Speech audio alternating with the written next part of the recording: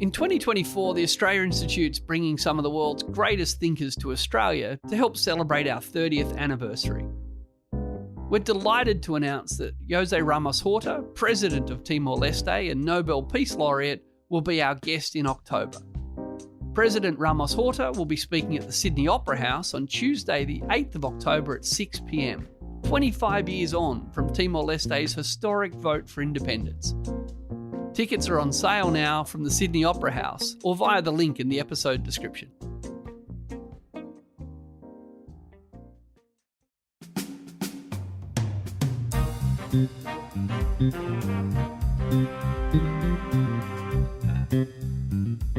Hello and welcome to Dollars and Cents, the Australia Institute podcast where we explain just what the hell is going on in the economy.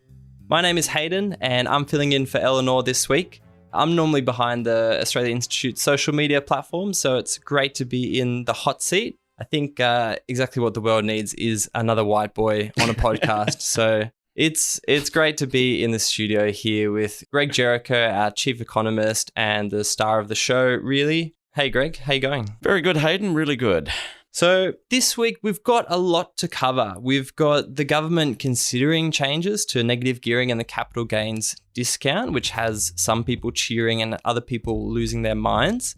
And we've got the ACCC putting a bit of heat on our big two supermarkets, which we'll get to later. There's been some reports recently that Treasury is doing some modelling about negative gearing.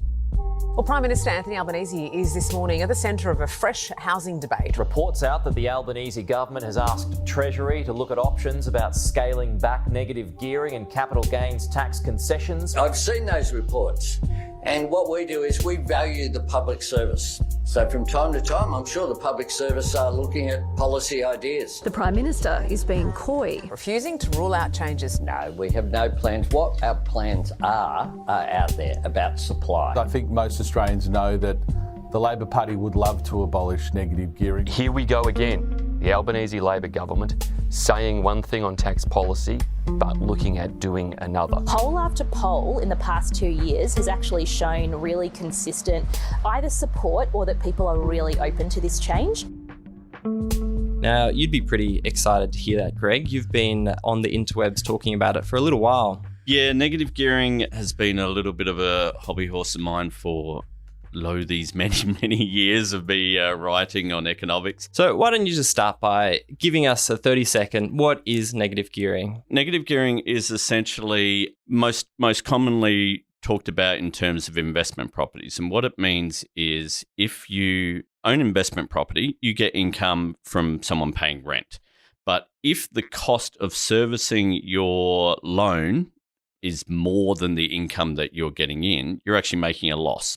And you're able to use that loss to reduce your taxable income, even for if you just got a taxable income because you're a teacher or you're a doctor or you're an anaesthetist, because anaesthetists really love to negative gear if you look at the figures. So negative gearing is buying a property and running a loss in order to reduce your overall taxable income, so to reduce your tax. That's what negative gearing is. So I first came across negative gearing in maths class when I was a wee lad, and whenever we didn't want to do the work, we would just ask our maths teacher about his investment properties, and he would go on for hours about how he would just buy another property, make more losses, use those losses to then write off another property. And he had amassed a portfolio of like 30 something properties and units as a maths teacher. And he was like, you'd be stupid not to do this because our tax system makes it so great. I'm going to guess that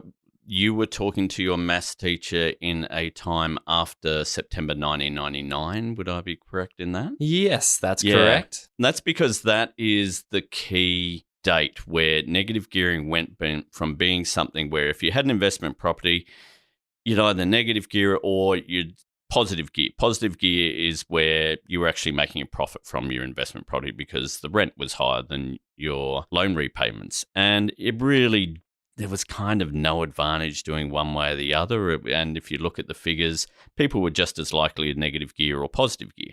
Then September 1999, John Howard and Peter Costello decided to change the way capital gains were taxed. Now, this again, we're getting into tax and everyone's going, oh my God, what the hell is a capital gains? Capital gain is basically the profit you make from an investment, whether it be buying shares or whether it be buying an investment property. So if you buy an investment property for $400,000, 3 years later you sell it for $600,000, you've made a $200,000 capital gain. Now, back in the 1980s, that was tax-free, completely tax-free. Paul Keating was like, yeah, we're not going to continue with that. That's an absolute gift to very rich people who have a lot of investments. So he introduced capital gains tax. The Liberal Party hated it. John Howard despised it. They went to the 1987 election vowing to get rid of it. They lost. They went to the 1990 election vowing to get rid of it. There's a lovely advert that you can still see on YouTube of John Howard saying, get rid of it. The answer's simple, get rid of it. Get rid of the capital gains tax. The moment we are elected, we'll move to abolish the capital gains tax. But what was the case then was, let's say you bought a property in 1986 and you sold it in 1995 for $200,000. You didn't have to pay tax on $200,000. What you were able to do was take into account, hey, I've had that for X number of years. Inflation has gone up in that period, so it might seem like I made $200,000 profit, but inflation might have gone up such that actually in real terms you didn't make any profit at all. So you were able to discount it by inflation, which is kind of fair enough. John Howard decided, you know what, stuff that. Let's just give you 50% tax-free. So if you buy a property for, as I said, $400,000, you sell it 3 years later for $600,000, you've made $200,000, $100,000 of that, yours tax-free. It's basically a tax-free threshold. And so how has that policy played out? What's happened to the housing market? What was crucial was the combination of that discount suddenly made negative gearing really, really good. Because you think about negative gearing, as we point out, you're actually making a loss. Now, yes, it's reducing your tax, but you're still making a loss. And you can only do it if you can afford to carry that loss. But with the capital gains discount, now it made it very easy to get back your money that you've lost, in effect, by selling it. And because you're getting half of that profit tax-free, it meant it was very easy to recover your loss. So what happened, as soon as this discount came in, accountants around Australia were going, you got some money, you got a house, borrow against that equity, buy an investment property, negative gear it for however long you want, and when the value of that house goes up, sell it and you're going to get 50% tax-free. And it basically turned the housing market from one where, yes, you might invest it if you wanted to have a little bit of an extra income, but it was mostly about just buying houses to live in, to one where it became a speculator's delight, because the entire tax system was set up for people to buy a property in the hope that one day it would go up in value and they'd get 50% of the profit tax-free. And in the meantime, we'll negative gear and reduce our tax while we're waiting for that property value to go up. And you can see it from the figures. As soon as this happened, negative gearing took off. The value of capital gains took off. And not coincidentally, the value of house prices took off. And they took off well ahead of household income. And so it really was the start of housing affordability tanking. Yeah, and we wouldn't need to tell our listeners that house prices have gone through the roof. I think everyone would be well aware of that, but it has become like a bit of a political Barney, hasn't it? The negative gearing and capital gains as well. And we saw in 2019, Labor took a bit of a platform to the election of wanting to scrap it. And after losing that election, it sort of became the message that, oh, okay, we can't do this anymore, and they've been afraid to touch it until recently with the rumors circulating that they're considering it. Even though Albo is sort of denying that it's in their policy platform, but it's not like we haven't seen them do that before with the stage 3 tax cuts. Yeah, and the reference to 2019 election is I think just a case of we've all swallowed the line by the winners. The people who favour negative gearing, who favour capital gains discounts. And the winners being the Liberal Party of the election. The winners being the Liberal Party, the conservative media who are like, that's why the Labor Party lost, because they did put forward these things, forgetting that one, Labor actually picked up votes in the seats where people were more likely to be negative gearers, because you're more likely to negative gear the more income you earn, and they did quite well in the seats that now are the teal seats. Yeah, and we've done some research on that. In the top 10 highest income seats in Australia, Labor's vote went up in all of those by, on average, about 5%. And also, everyone forgets that Labor also took the same policy on negative gearing capital gains to the 2016 election and kind of nearly got over the line in a big shock, and it was certainly not seen as a politically damaging policy. So it is one of those things where winners write the history, and they write the history that they want us all to believe. And unfortunately, the Labor Party for a long time got very scared about that, or chose to believe it. And certainly the situation, I think, has changed such that even if you think back to 2019, I've actually written a column for Guardian on this, pointing out that actually compared to now, 2019 was kind of the good times in terms of housing affordability. Like, if you could go back in time, in 2019, you'd be thinking, oh, God, things are terrible. And I could have got out of my time machine and said, you think it's terrible now. You wait till we're in 2024. So even in the past 5 years, I think the conversation has changed a bit in terms of what might be seen as politically sellable. And I think certainly this is something that, one, we're seeing the Liberal Party and Conservatives, property developers, the Property Council, all trying to reel out the same old scare campaigns, but even they are, the worst that they can say is that, oh, this will have an effect on rents, which the experience is, we go back to, again, to the mid-'80s. The Hawke and Keating government actually got rid of negative gearing for a couple of years, and it didn't really have an impact on rents at all. In fact, the Treasury submissions to the Cabinet at the time, which are now public, noted that, quote, the evidence suggests that local influences rather than tax measures dominate in metropolitan markets in terms of rent prices. And the other interesting thing is, throughout all the submissions, Treasury refers to negative gearing as a, quote, tax shelter, unquote, which as a former public servant, let me tell you, that is a public servant way of saying this is a tax rort. And the justification that they had for bringing negative gearing back was saying, oh, at the time when we got rid of it, we were planning to get rid of a whole lot of other tax shelters, and we haven't done that. So it's kind of distorting. So we should bring back this tax shelter. It is so amazing reading those Treasury papers where you can see the Treasury are just through gritted teeth doing this because it's purely a political thing. The Masters Builders Association, Property Council, all of those back then were putting such huge political pressure on. And we're seeing that exactly again play out this time around. So, Greg, before we move on from negative gearing, I've got a little comment that someone left on our social media pages who was concerned. So I'll read it out to you and you can tell me what you think. Careful what you wish for. We are a mortgage holder of our home, no investment property. I think fiddling with negative gearing at this time will make my home drop in price, potentially to a point where the loan is higher than the value. This could destroy us if we need to sell. What do you reckon? Well, first, I'm not a financial advisor, so please don't take anything I say as advice to sell or buy an investment property. But with that caveat aside, I don't think she needs or he needs to worry.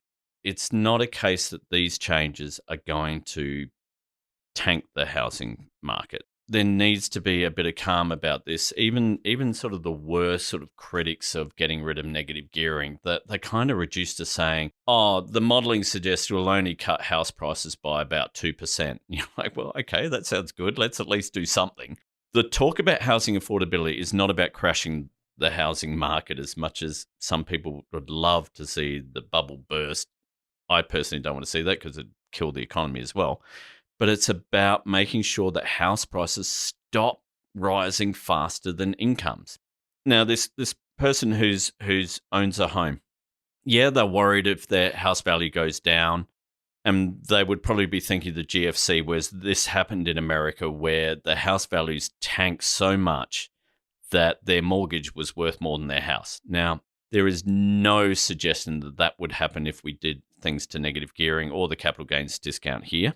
What it is about is transferring that impetus of what the housing market is about from investors and it being an investment property to actually being a place where you own your home and the value of that home kind of goes up in line with overall household incomes. Because this is what happened from 1970, which is sort of as far back as we've got really good records, 1970 all the way to 2000, apart from a little blip during the 1980s when we had a big asset bubble and you had some shonky people like Christopher Skase and all that come along and, housing went and asset prices went mad. But apart from that little bubble, house prices went up, but they went up in line with household incomes. So basically, you'd look at your property and go, oh, God, my property's gone up. Remember back in the days where a $200,000 house was really expensive and now that's not too bad?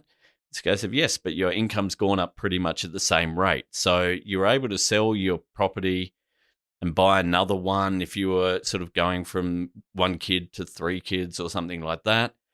And it was all doable. Now it's about, we've got this problem of people who don't own their home, and that's the real key. It's the people who don't own their home aren't able to get in because this commentary, if their house value went up or down, the value of other houses is also going up and down. They'd be able to, if they had to sell their property for whatever reason, the value of other houses would have gone down if in this case. So it's not such a worry for them. The worry for them is if they were borrowing against the value of their home to buy an investment property and then buying another investment property and the value of their properties crashes like it did during the GFC and the interest rates went up and, but that's not what we're talking about here. What we're talking about here is taking away the taxation system, incentivizing people buying investment properties rather than us thinking, well, what is the point of housing? It's for people to live in. That's what we need to start thinking about. And the concerns about rents, we get rid of this rent price, going to go up or down. People won't buy investment properties, so there won't be properties for people to rent in. No, the investment properties will be there. It's just they're no longer being bought by investors. They're being bought by people who are living in them, people who used to rent.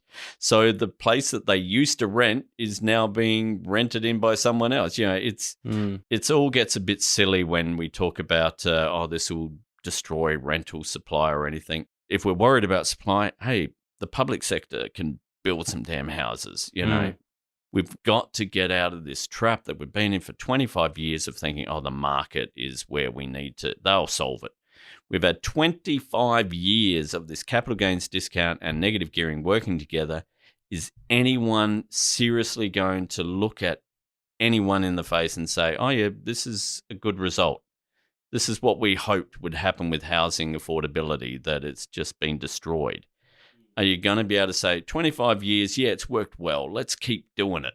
Yeah, that's a really good point. Just like if the system isn't working as we would like it to, maybe some changes are needed. Yeah. And just to sum up, so what you're saying is if the government scraps or perhaps tweaks negative gearing, we can reduce demand from cashed up investors, which helps people who want to live in them, buy the homes, and also the government should increase supply and build homes where they can. Yeah, and crucially, they need to look at the capital gains discount. That is the big thing. They just tweak negative gearing and do nothing with the capital gains discount. Nothing is going to get better.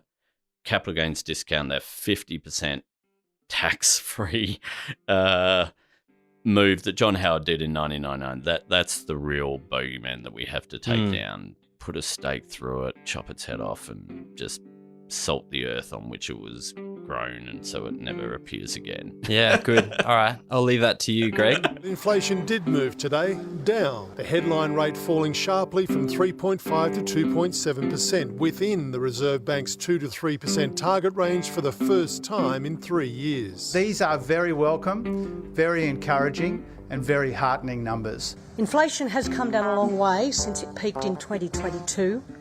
Both in Australia and overseas. And while there is some room for optimism that rates may drop in the next 6 months, Reserve Bank Governor Michelle Bullock was quick to point out that relief is unlikely before Christmas. We've considered in detail whether our current settings are sufficiently restrictive and judged that based on what we know at the moment, Rates will remain on hold for the time being.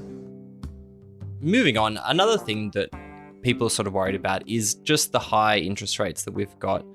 We had another decision this week from the RBA to not reduce. They left their rates on hold, and people are still really struggling. Like, anyone with a mortgage is probably not going to be too happy with that decision. Care to comment, Greg? To be honest, it kind of confirms what I said a few months ago, where I suggested that I didn't think the Reserve Bank was going to do anything on interest rates for a while, and not till possibly the end of the year. So thanks, Reserve Bank, for making me look like Nostradamus.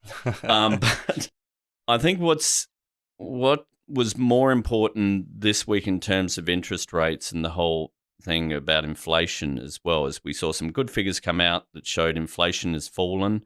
The annual inflation was down to 2.7%, which is under the Reserve Bank's target of 3%. Now, these were the monthly figures, so they are a little bit erratic, they're certainly less comprehensive than the traditional quarter CPI figures that we get. So just to say, that's our inflation is at 2.7% within the Reserve Bank's target band. Yep. And yet they still want to keep the interest rates up. Yeah, mostly because, it came down. One of the big drivers of it coming down in this last month was the introduction of the energy rebates from the federal government. Yeah, we've got those in Queensland and in WA and Tasmania. Yeah, over a number of states, plus the federal government helped sort of bring it down. So the Reserve Bank would, at the very least, be going, okay, let's just see if this is a blip. Is it a one-off? Are we going to go back up to 3% or something? So let's just wait and see. But overall, there's this real sense of, I think you can, and again, not a financial advisor, but there is no prospect really of any more rate rises. That's all done. Even though the underlying inflation rate, which the Reserve Bank tries to focus on a bit because it sort of gets rid of a lot of these sort of one-off drops in prices, that was at 3.4%, so just a little bit above, but even that has come down. 2 months ago, it was 4.1. It's gone from 4.1 to 3.8 to 3.4. The trajectory is wonderful. So my suspicion is, by the next, I'm pretty sure the next Reserve Bank decision is on Melbourne Cup Day, and I'm pretty sure we will have got the next quarterly inflation figures out by then. I'm not sure whether they would cut them, but then there is another Reserve Bank meeting. I think it's the 9th and 10th of December. That one is a little bit more likely, I think, because by then they will have got a lot more evidence of, okay, does this seem like inflation kind of is on the way down? Sort of, we don't need to worry about it. Let's start making sure we don't see unemployment rise. And we know the economy is already sort of slow. It's pretty crap from the last GDP figures. Maybe it's time to start easing things. So I think we're on the right track. But overall, the unfortunate thing with the Reserve Bank is they're still sort of trapped in this view of, there's excess demand and that there are still some price pressures out there and they need to worry about them. And I think, we saw other evidence this week that actually prices being set are not really due to demand and supply, but due to market power of companies. Speaking of inflation, the ACCC has allegations of misleading pricing put towards our big two supermarkets, Coles and Woolies. They've been cooking up a whole bunch of price increases that the ACCC says are basically unfair. And the ACCC, they are proposing fines, but do you think that will actually make a difference? Do you think they'll be worried about the fines? Yeah, the allegations from the ACCC against Coles and Woolies and how they were going about setting their prices are pretty serious, and I think have quite rightly enraged just about everyone. They produced evidence that I think it was Coles did this about on 245 items where, as you say, they'd have for example, Oreo biscuits at $4 a pack for a year, and then for 22 days they'd raise it to $5, and then they bring it down to $4.50. Or I think even the original price was $3.50, and so they were putting the price up for 2 weeks or so, and then say, "Oh, that's the new price now, so we can raise it by a little bit." In effect, actually still be a price increase in sales. They saw they did it for, I think it was about 245 items by Coles.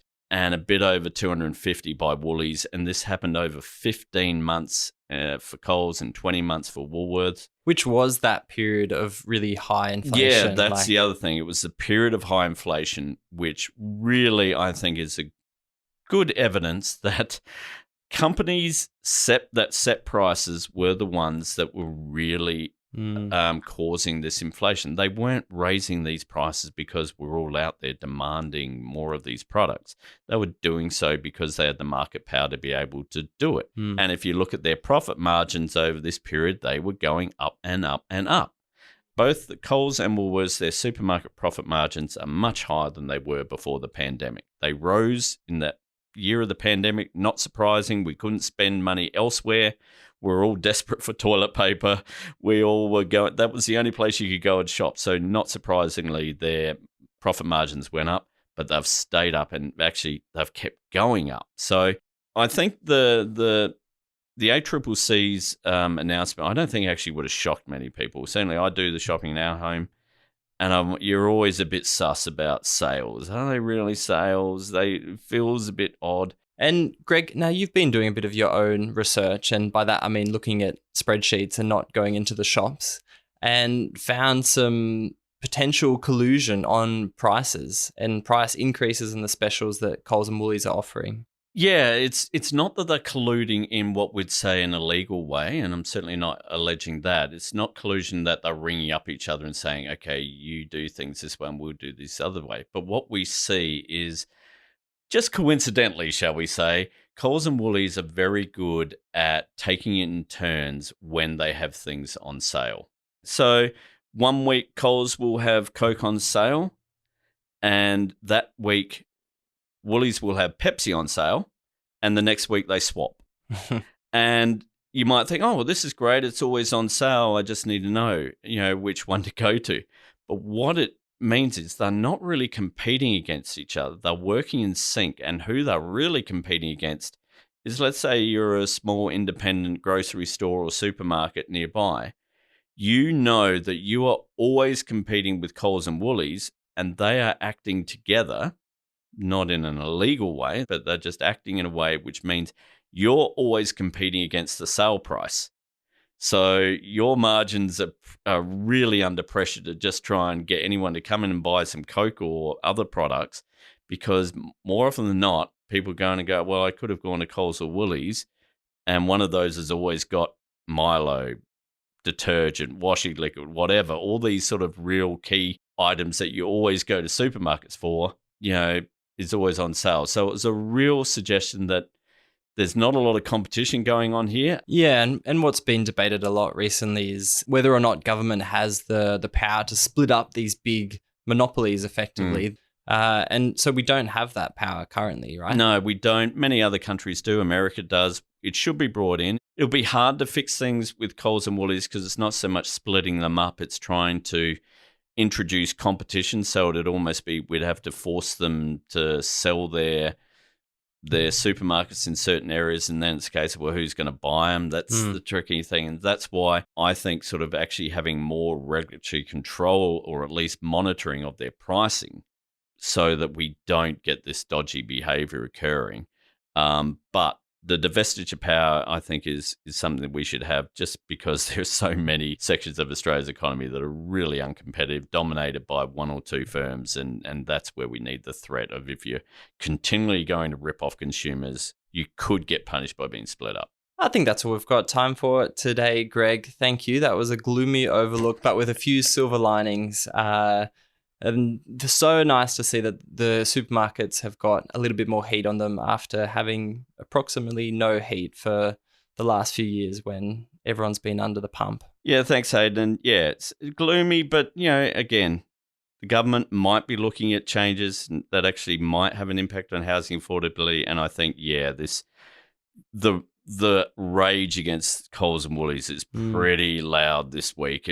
I think there is so much impetus for the government to actually do something real. So, yeah, really good chat. Thank you, everyone, for listening. We will be back again with another Dollars and Cents next week.